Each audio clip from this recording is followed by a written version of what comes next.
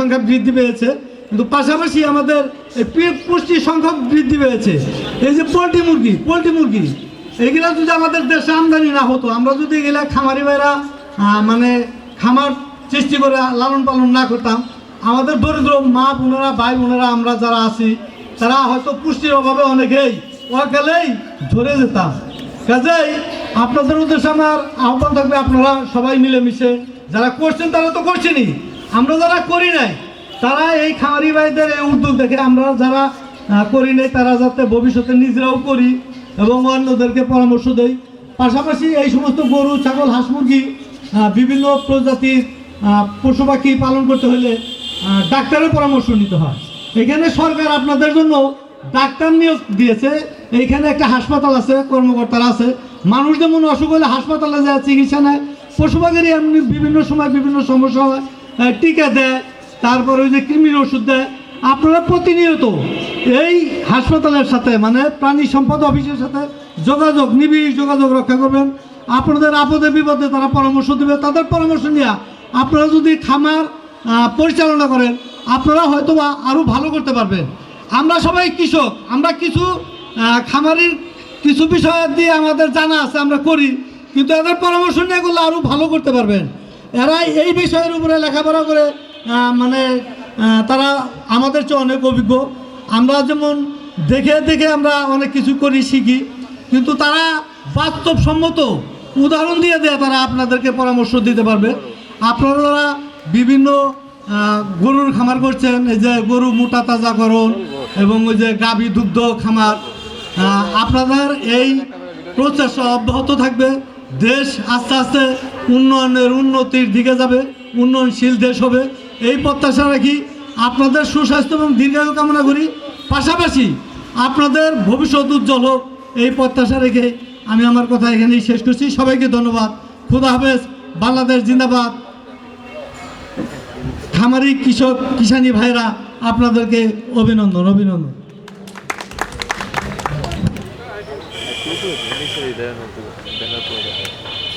ধন্যবাদ সম্মানিত BRDB chairman মহোদয়কে ওনার সুন্দর ও তথ্যবহুল বক্তব্য প্রদান করার জন্য। সময় মতো টিকা দান করে রোগমুক্ত খামার গড়ি। আর এই অনুষ্ঠানের এই পর্যায়ে বক্তব্য প্রদানের জন্য অনুরোধ করছি জনাব মোহাম্মদ আব্দুল কুদ্দুস, নাগরপুর থানার অফিসার ইনচার্জ মহোদয়কে।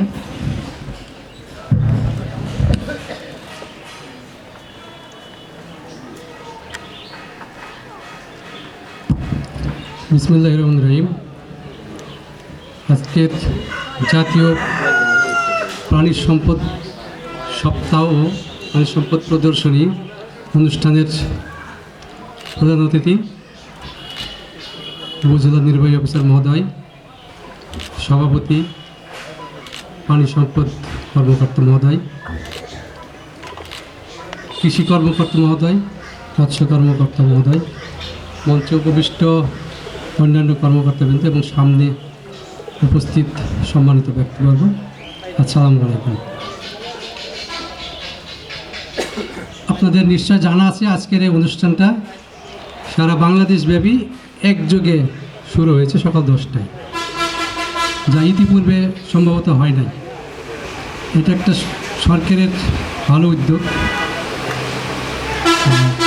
এখানে যারা খামারি ভাইয়েরা বা বোনেরা উপস্থিত আছেন, এ ব্যতীতও আমার মনে হয় নাগরপুরে আরও খামারি ভাই বোনেরা আছে এবং অনেক প্রাণী সম্পদ আছে, পালন করে থাকেন।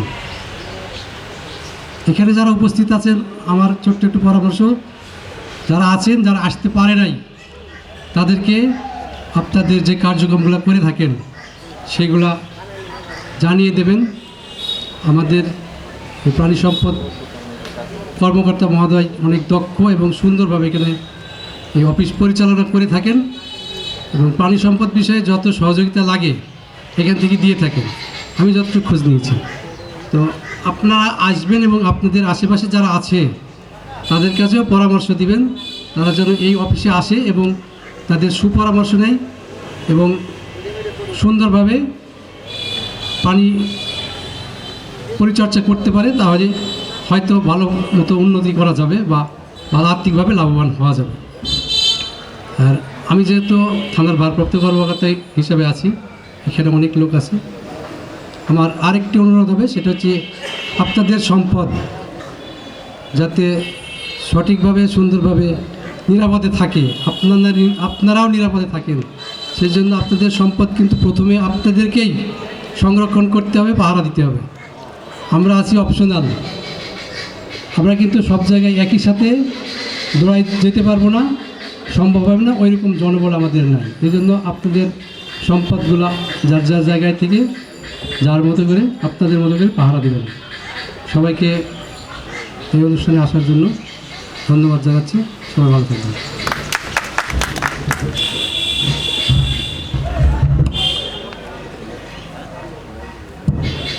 ধন্যবাদ নাগরপুর থানার অফিসার ইনচার্জ মহোদয়কে ওনার গুরুত্বপূর্ণ বক্তব্য প্রদানের জন্য। নিরাপদ প্রাণীজ আমিষের প্রতিশ্রুতি সুস্থ সবল মেধাবী জাতি। সুস্থ ও মেধাবী জাতি গঠনে নিরাপদ প্রাণীজ আমিষের বিকল্প নেই। আর এ পর্যায়ে বক্তব্য রাখার জন্য আমন্ত্রণ জানাচ্ছি নাগরপুর উপজেলা কৃষি অফিসার জনাব SM রাশেদুল হাসান স্যারকে।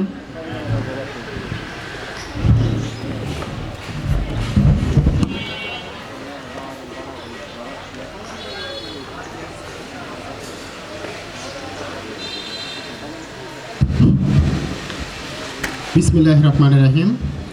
আজকের এই মহতী অনুষ্ঠানের সঞ্চালক ভেটেরিনারি সার্জন বৃষ্টি পণ্ডিতকে আমি ধন্যবাদ জানাচ্ছি যে অত্যন্ত সুন্দর সাবলীল ভাষায় তার সঞ্চালনায় আজকের এই সুন্দর মহতী অনুষ্ঠান পরিচালিত হচ্ছে। উপজেলা প্রাণী সম্পদ দপ্তর ও ভেটেরিনারি হাসপাতাল নাগরপুর টাঙ্গাইল কর্তৃক আয়োজিত জাতীয় প্রাণী সম্পদ দপ্তর সপ্তাহ ও প্রাণী সম্পদ প্রদর্শনী 2025 উদযাপন উপলক্ষে আজকের এই অনুষ্ঠানে প্রধান অতিথির আসন অলঙ্কৃত করেছেন নাগরপুর উপজেলার সম্মানিত এবং সুযোগ্য উপজেলা নির্বাহী অফিসার জনাব আরাফাত মোহাম্মদ নোমান মহোদয়। উপস্থিত রয়েছেন আজকের এই অনুষ্ঠানের সম্মানিত সভাপতি জনাব ডাক্তার আব্দুল মুমিন, উপজেলা প্রাণী সম্পদ কর্মকর্তা মহোদয়। উপস্থিত রয়েছে আমার অত্যন্ত প্রিয় ব্যক্তিত্ব জনাব আহমেদ আলী রানা ভাই। উপস্থিত রয়েছেন আমার সম্মানিত এবং সুযোগ্য উপজেলা মৎস্য কর্মকর্তা। উপস্থিত রয়েছেন থানার ভারপ্রাপ্ত কর্মকর্তা জনাব মোহাম্মদ আব্দুল কুদ্দুস মহোদয়। আমার সামনে উপবিষ্ট রয়েছেন বিভিন্ন ইউনিয়ন থেকে, বিভিন্ন গ্রাম থেকে আগত খামারি কৃষাণী ভাই বোনেরা। উপস্থিত রয়েছেন ইলেকট্রনিক এবং প্রিন্ট মিডিয়ার সাংবাদিকবৃন্দ এবং সম্মানিত উপস্থিতি এবং সম্মানিত সুধী, আসসালামু আলাইকুম।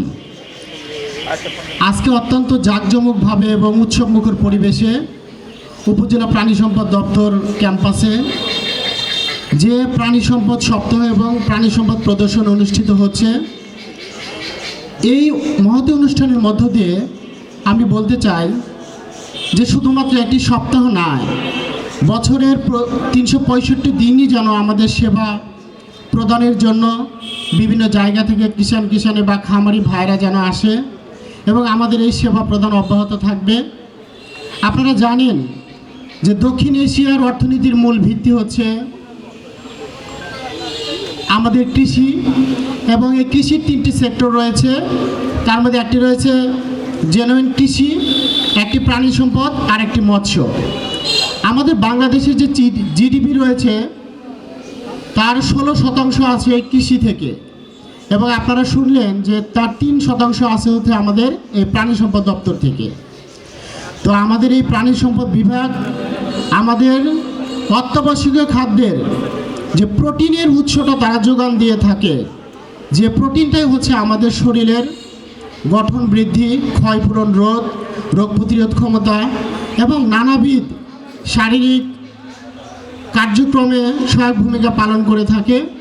তো সেজন্য আমি আজকে আমার সংক্ষিপ্ত বক্তব্যে একটি কথাই বলবো যে আমাদের এই নাগরপুর যেন আমিষে স্বয়ংসম্পূর্ণ হয় এবং এই আমিষের চাহিদা পূরণের পাশাপাশি আমরা যেন তরুণ উদ্যোক্তা গড়ে তুলতে পারি এবং আমাদের যেন কর্মসংস্থানের একটি অন্যতম উৎস হিসেবে আমরা গড়ে তুলতে পারি, সে আশাবাদ ব্যক্ত করে এবং সবাইকেই প্রাণী সম্পদের বিভিন্ন সেবা প্রতিনিয়ত আপনাদের নেওয়ার জন্য এবং খামারিদের উদ্যোক্তাদের যে কোনো ধরনের পরামর্শে প্রাণী সম্পদ দপ্তর আপনাদের পাশে থাকবে এই আশাবাদ ব্যক্ত করে সবাইকে আবারও আন্তরিক ধন্যবাদ এবং কৃতজ্ঞতা পোষণ করে আমার এই বক্তব্য এখানেই শেষ করছি।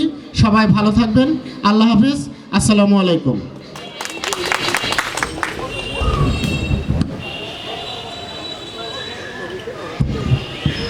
ধন্যবাদ উপজেলা কৃষি কর্মকর্তা মহোদয়কে তার প্রাণবন্ত ও সাবলীল বক্তব্য প্রদানের জন্য।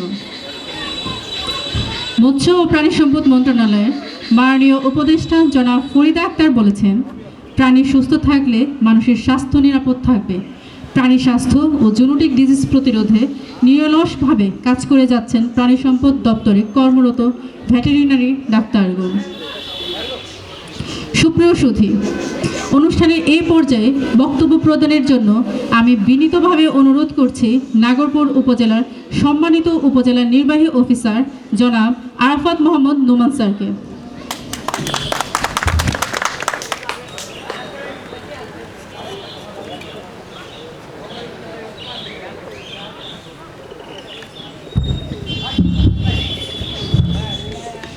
আসসালামু আলাইকুম। প্রাণী সম্পদ প্রদর্শনী 2025-এর আজকের এই আয়োজনটা খুব উৎসব মুখর মনে হচ্ছে আমার কাছে।